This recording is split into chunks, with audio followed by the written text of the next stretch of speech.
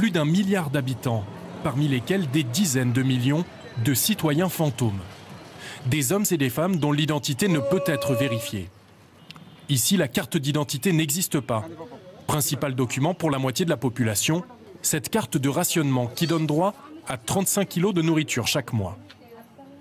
Prouver qu'on est bien qui l'on prétend être est donc en Inde une question de survie. Si vous perdez votre carte de rationnement, c'est une catastrophe. Il faut se battre avec l'administration pour en obtenir une nouvelle.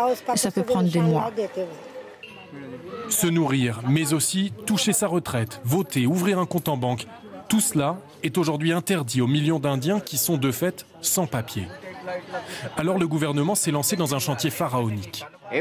Bientôt, vous aurez accès à tous vos droits, à toutes les prestations sociales grâce à ce numéro unique donné par l'administration. 12 chiffres à vie pour chaque Indien. Et derrière cet identifiant, le plus vaste programme de fichage biométrique jamais envisagé. Empreintes digitales, photographies et même scanner de l'iris pour 1,2 milliard de personnes.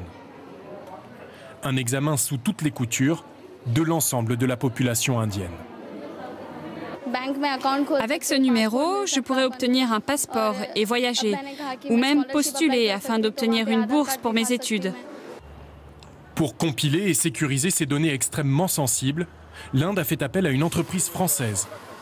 Leader mondial de la biométrie, Morpho, filiale du groupe Safran, ne pouvait rater ce projet chiffré à 500 millions d'euros pour sa phase de lancement.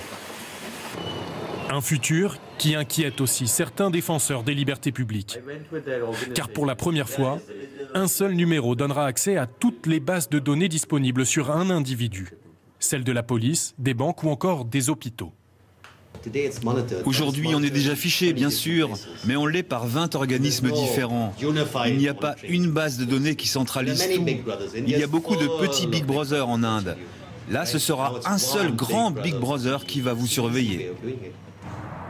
Dernière critique, mais elle est de taille, le projet n'a toujours pas été voté ni même discuté au Parlement indien. Mais la machine est bien lancée. Plus d'1 million de personnes ont déjà été enregistrées dans cette gigantesque base de données.